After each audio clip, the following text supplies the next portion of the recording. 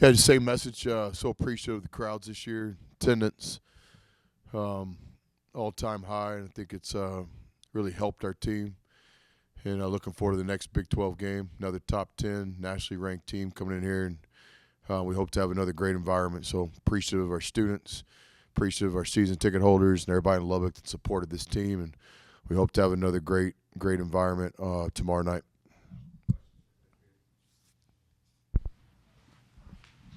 If you have another question, just go ahead and raise your hand. I'll bring it. This time last year, the team was just getting off that 3-game losing streak in Big 12 play, and while each team has their own kind of journey or story, but does it help being able to point back to last year and show how they turned it around with the team kind of struggling a little bit recently here? No real parallels on that. You take Kentucky to overtime. I don't really agree that with teams struggling right now. I just think this is life in the Big 12. You got to put yourself in a position each night to have a chance to win, and for the most part, we've done that. So big thing around here is don't get too high, don't get too low. Just stay committed to the process and all the things we have to do to keep giving ourselves a chance. Sometimes we'll look at past teams and try to show some comparisons, but I think we're in a much different situation right now. What do you want to see from Big Russ throughout the course of the week in practice leading up to games in order for him to earn some more minutes? Yeah, Russ just has to continue to get better. It's like a coaching cliche, but it's just so true. I mean, each day in his individual workouts, he needs to push himself. Each day in practice, he needs to embrace each possession, continue to get in the weight room, and just consistency. It's a fine line when you're trying to do everything you can to improve as a player and develop your game, but then how can I help the team tonight in this one possession? So thought the last game Russ made some great contributions, and like I've said consistently ever since our first press conference, all these guys remain in play. Our plan tomorrow night is to use everyone on our roster. That's been our plan every game this year. So I think Russ is a work in progress. He just has to stay committed to trying to get better each day. With the passing of Kobe Bryant, from your perspective, what did he do for the game of basketball, and do you have a favorite memory? Yeah, it's been tough for everybody, right? So basically, I feel like I grew up with Kobe. It's my generation. When I was a kid, I watched Michael Jordan and Larry Bird and Magic Johnson, and then basically right around the time I got into coaching, Kobe was the guy that was carrying the torch. So I remember vividly his first NBA game. I think it was 1996. It was November. So I was starting my second year of college coaching.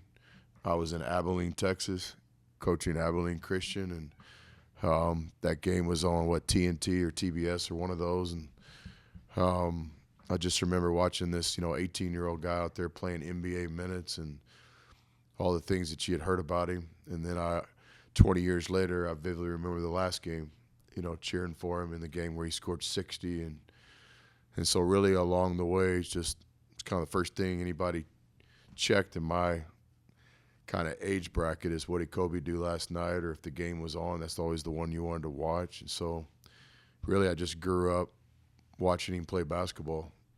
Also, a lot of the things that we do today are really directly related to him. He was the first guy that really came public about film study.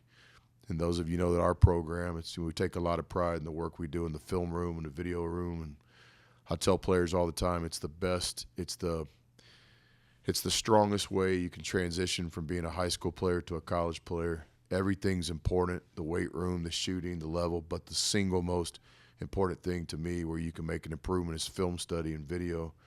And Kobe really was one of the first guys that talked about that. The stories are legendary, and I've been fortunate in my life to know people that knew him directly. I'm friends with people that played with him in the Lakers, so my stories aren't coming straight from the paper. They're like coming from people that were there, but how committed he was to watching every tape and all the hours that he spent in the film room with Tex Winter. And then just the competitiveness, the old debate, who's the best player, Jordan, LeBron, Kobe. It's fun, and it's a real it's a real debate. But who's the most competitive guy ever? No debate. And a lot of the things that we try to do with basketball, wherever I've coached, have been about getting that guy that has the edge and just the work ethic. So, yeah, it's just, I mean, it's a terrible deal and just reminds us all how short life is. And me being a dad and having daughters, I can't imagine.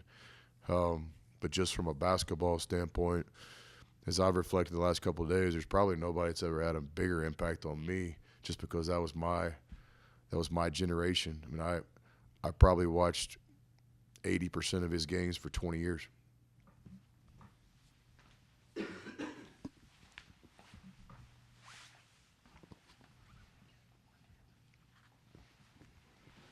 Coach, what do you guys attempt to do differently against McBride and obviously Shebway on the glass as opposed to that first meeting? Yeah, I got some real challenges. I mean, West Virginia is a legitimate top team in the country. It's one of the best college defenses I've ever seen, and the way he uses every player on the roster. A lot of the things that we strive to do, you know, we've gotten from Coach Huggins over the years. So the freshman guard is, you know, he's dynamic. He can score. He can create his own shot. Plays with a poise about him. And he's on a team where they're empowering him to be who he is. You know, I've said it before, some of the great freshmen we've had around here, you know, like Justin Gray and Zach and Keenan, those guys let Zaire be Zaire. And I see the same thing at West Virginia where they're letting the freshman, you know, play his role, and that's to be aggressive offensively and score. He's a talented player. Plays on both ends. You have to play for Coach Huggins. So, and certainly with their interior players, they present a real challenge. Two of the better big guys in all of college basketball, two NBA players, in my opinion. So, you know, we did a lot of good things in game one. We gave ourselves a chance that night at West Virginia. We didn't play well enough to turn it into like a 1 or 2 possession game, but we were right there for the majority of the game. So we'll have to build upon some of those things and then certainly try to play better in different areas. Clearly it's a competition as part of it, but is there anything that you've seen different with Jemias the last couple of games on the court? I mean, you guys got to stay the course. You know, where I enjoy watching Ramsey play is when he has that joy about him and he's having fun out there and he's competing. I've seen that the majority of the time this year. I think sometimes in these games it goes on, you know, like he really wants to do well and he really wants to help his team. And he's trying to learn how to do that in different ways.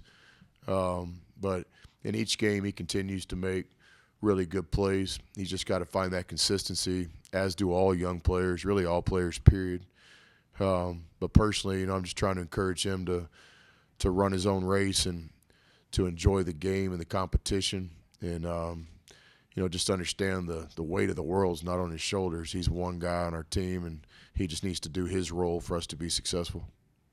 You mentioned a few minutes ago your whole roster, and I know we ask this on a regular basis, but at one point the timetable was in January for Tyreek to potentially make his debut. Any update, and is there a possibility he gets on the court tomorrow? Yeah, we're running out of time with that, right? Because I would never do anything to hurt a kid's ultimate career, but he's been cleared to practice, and today will be his second day of just live contact. So, you know, we probably got to make that decision sooner than later. You know, I would think when we make the turn in the Big 12, that'd be about the last moment we could consider it. But right now, we're really not spending much time thinking about that. We're just trying for him to have good days. He's had some good days. A little bit sore when he works hard. Nothing to do with the injuries. Completely 100% healed, but trying to get your legs back under you. So not trying to avoid the question. Just trying to stay consistent with you guys. I mean, today's his second full contact practice, and obviously we need to get through a week or two of those practices before we made any decision on game time this year. I'm sure others have questions about this game, just in case we don't see you. How tough is this back-to-back? I mean, well, I guess 3 in a row, but having to go to Lawrence this weekend and take on the Jayhawks as well. No, I just think it's opportunity. You know, I wouldn't want it any other way. It's why you play, you know. We grew up playing, you know, at Northwest Rec, and the nights that the best players weren't there were always just I don't even really remember those nights, but I remember those nights where you pulled in and all the cars were there, and then the best players in town, you know, this guy from the east side of Irving was here and he's there, and then the games were three or four back, and that's what you look forward to. These are opportunities. I mean, a chance to play, you know, Kentucky and West Virginia and Kansas, and I mean, bring it on. You know, this is what it's all about. This is fun. And then in your last matchup with West Virginia, y'all only attempted, I think, 7 free throws. What's that?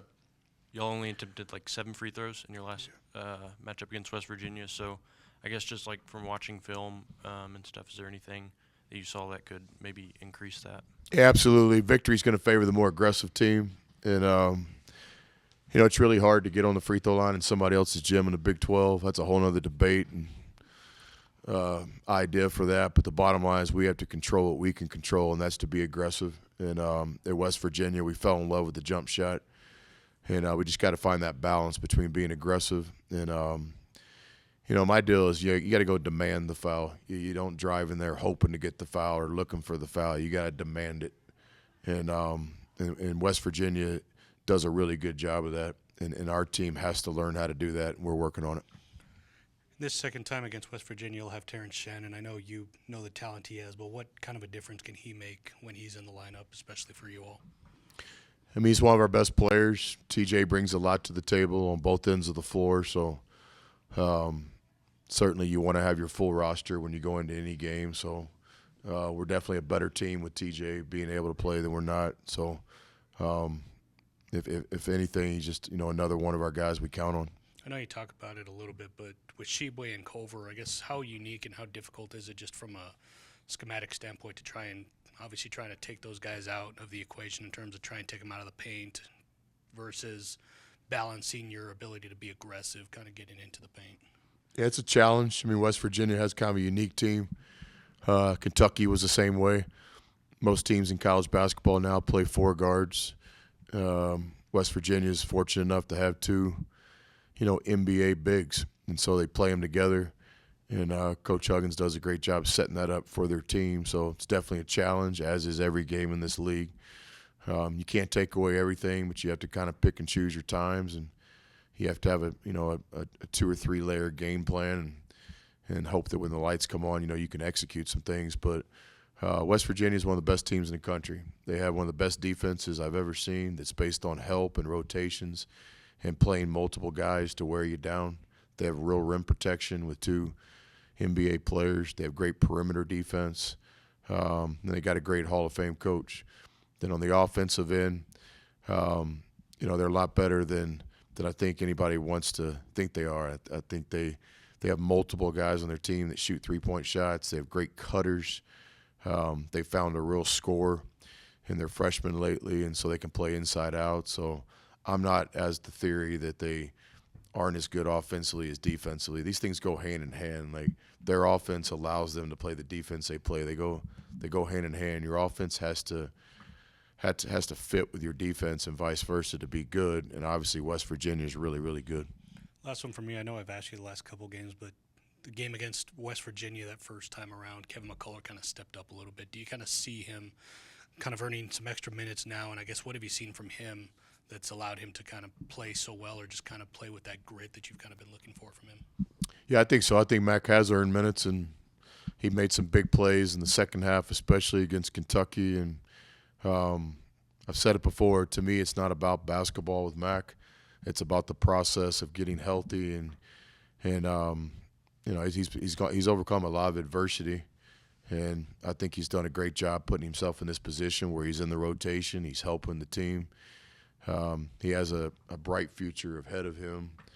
But it's, you know, how can I help the team today, this possession, win this game, and balancing that with this is everything that I know I can be in the future. And he's working really hard right now.